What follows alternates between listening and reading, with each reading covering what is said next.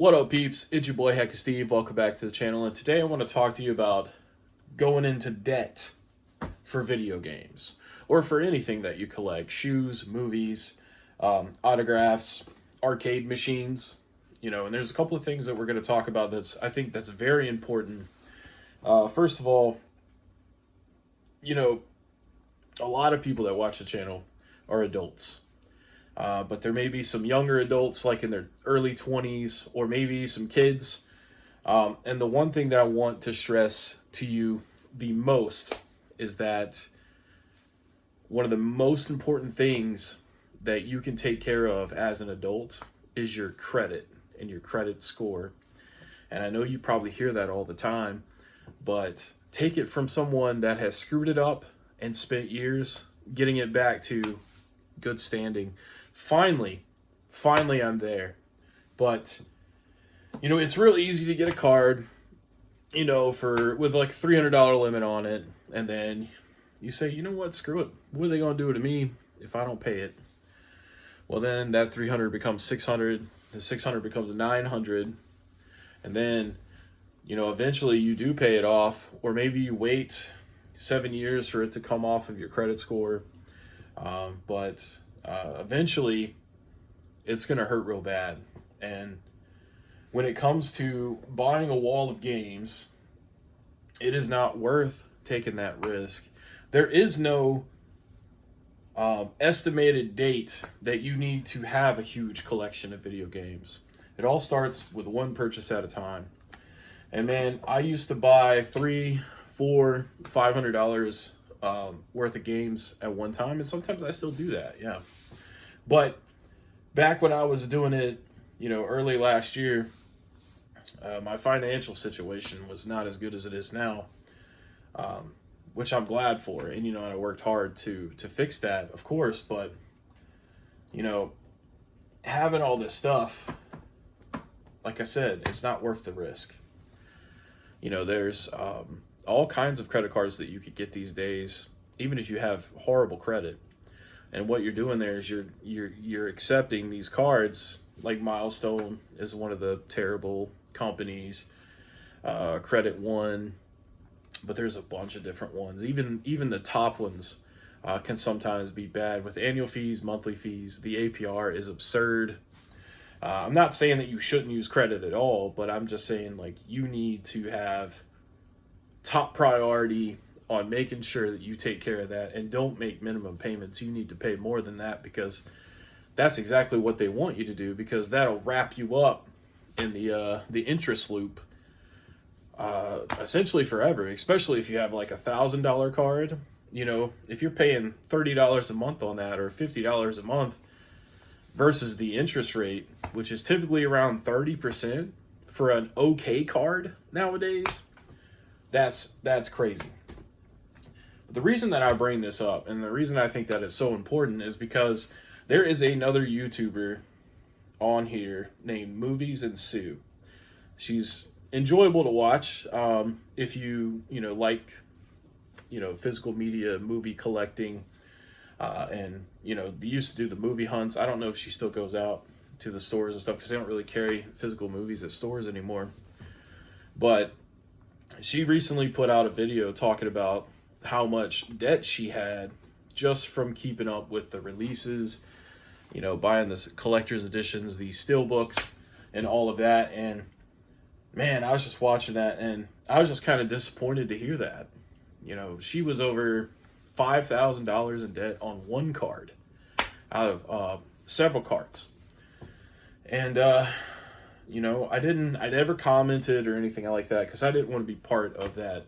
I didn't want to be kicking someone while they're down. It took a lot of courage to even make the video, to share with everybody, hey, this is what's happening to me, as kind of like a warning to others, like, don't do that, because it's going to be really impossible for her to catch that up unless she's 100% vigilant about getting that done. And I hope she does, because I enjoy her content and stuff, and it's very stressful to have horrible credit. And not only that, but like, when you screw up your credit score, it affects you in so many ways you don't even understand. You try to get a utility in your name. If you have bad credit, you're going to pay more of a down payment or deposit that's not refundable. You'll pay more money when you go to rent a place. You'll have a harder time getting a home loan. You'll have a harder time getting a car loan or anything like, okay, I don't think this is that big of a deal in other countries, but in America, your credit score is basically like proof that you keep your word on things. And so like, if your credit score is screwed up, they don't want nothing to do with you. But then sometimes they will, but you'll have to pay, you'll have to pay the price. And we're not talking about like a small difference here. Like, for example, like a $1,500 a month apartment to rent. You go to move in, if your credit sucks, you're probably going to have to pay $1,500 deposit plus $1,500 rent. So like $3,000 just for that part, and that's only like half the battle getting into an apartment these days. But if you have good credit, you may be able to qualify for a promotion they got going on where it's like you get the first month's rent free, or your deposit's like a couple $100, or I mean, if you have really good credit, you can just go to a dealership and not even give them money. Like, they'll just give you a car, no money down, you know what I'm saying? Like, as opposed to, yeah, your credit sucks, so you're going to have to put at least 20% down before we'll even sign the papers with you. But, yeah. And I expressed this in previous videos before. Having all these games is pretty awesome. It is. It's awesome, but it's not like, if this fucking building caught on fire, I would not run in here to grab any of this. I would grab my cat, and that is it. Maybe my phone, but I'll probably have my watch on, which acts as a phone. But the cat is the number one thing that I'm grabbing. Okay, I'm not going to be like, oh my God, I need NBA 2K. Well, this is WWE. Oh my God, I need my copy of 2K24. Or, you see people like chase after the right price. Okay, recently he bought a N64 controller for $5,000.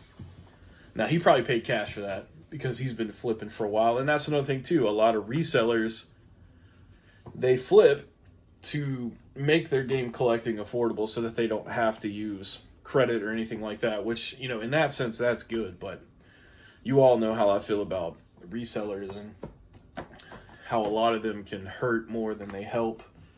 And, yeah, all this stuff can be gone at any moment. And I have renter's insurance, so that is covered by fire. But no amount of assurance is going to bring my cat back to life. But I know for damn sure I'll be able to find me another copy of Dead Space 2 on the 360. I'll be able to get me another copy of Stray for the PS5. I'll be able to get me a copy of Left 4 Dead for the 360.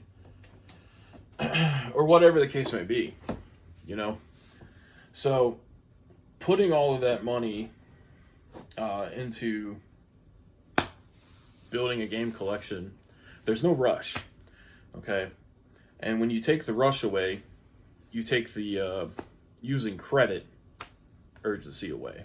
And I think that's very important because you do not want to go into debt like movies ensue. Being $5,000 on one card, several $1,000s on multiple other cards, in debt, dealing with those APRs and those interest rates and those late fees and all of that. Because just being alive in general is expensive. Like paying your rent, paying your electricity, your phone, your internet, eating, all of that is expensive, and that's stuff that you're definitely going to have to deal with every month, unless you like still live at home or something. And the last thing you want to do is add side bills to that. That's what I call credit card bills. I call them side bills. So you don't want to have a lot of side bills. So it's very important to be responsible with credit. And I know that a couple people had pointed out in my recent GameStop video, I was talking a lot about the GameStop credit card and how much I enjoyed using it. And that is true, but it is most important to keep tabs of that. You do not want to fall behind on any credit card. 100%. Can't express that enough. Then you have people like Dan the Cornercade Man. He's another YouTuber that was recently under fire, deservingly so. Apparently, he had ended up with a $2,000 pinball machine, a Jurassic Park pinball machine. And I believe that he didn't pay $2,000 for it, but that was the value of it. Like, I think he got it for $1,300, but then he had like this add-on thing. I'm not a huge arcade person, so I don't know exactly. But I know that the total value of it is $2,000 after everything was added to it and everything. Well, he had, made that video showing that off, and then it became public that his wife on their personal Facebook page had started a GoFundMe about not being able to pay their rent in January, this month that we're in now. This happened a couple weeks ago. And, people on YouTube found out about it and they got real pissed, and he received a lot of criticism for that. Deservingly so, like I said, because why are you making moves like that for your arcade, collection addiction? Because this is an addiction for sure. Collecting stuff. It's an addiction, because obviously you do it enough to where you start making unrealistic decisions about it. We're like, yeah, I just need a wall of games, But anyways, back to Dan the Cornercade Man. Keep in mind, they live in a townhome as well. And apparently they had turned their master bedroom into a home arcade. So they sleep in the, him and his wife sleep in the other room, and his kids take the other room. I believe it's a 3-bedroom. But yeah, a lot of people were unhappy about that, and they called him out. There's several videos about it. Just type in Cornercade scam, and it'll all come up for you on YouTube. But he wasn't willing to accept the responsibility for that, and that's a whole other can of worms. But when it comes to collecting, man, there are plenty of games that you could get that are cheap to where you don't need credit. But when you see these influencers like Chase After the Right Price, Retro Rick, even Mort's Garage, JRPG Life, some of these smaller channels, I mean, they're big, but they're smaller than, the aforementioned. They're always trying to show you these like super expensive games, and that's because those get the clicks for their videos and stuff like that. But that can make people really want those games. And as you all know, the desire only stands within the possibilities. If that even makes sense. Basically what I'm saying is, like, if someone wants something bad enough, they're going to try to obtain it by any means necessary. And sometimes $1,000 credit limit with a 35% interest, an annual fee card, and a monthly maintenance fee on top of that does not faze them, as long as they can get their hands on what they want. And that's just an irresponsible decision to make. So ultimately, that's what I wanted to talk about today was it's just a fucking piece of plastic with some computer chips in it. Like we're talking cartridge games, or, it's just a CD. And that's the thing too, is like, you should not be going into debt when you can download this game on your computer. Because all modern games, for the most part, are affordable. They're like $70 or less. So retro gaming, there is absolutely no reason to be going into debt to own something like a little Samson when you can spend 2 minutes on your computer, on your tablet, on your phone, and obtain the ability to play that game. And if you're collecting just because it's valuable, then I don't even have anything that I can say to you, because you're not the type of collector that I am, and I can't relate to you because I don't give a fuck what anything costs. I want to play fun-ass games like Tekken 3. So yeah, guys, that's all I have for today. I hope you all have a great rest of your day, or night, or morning, whenever you're watching this, and I will catch you in the next video.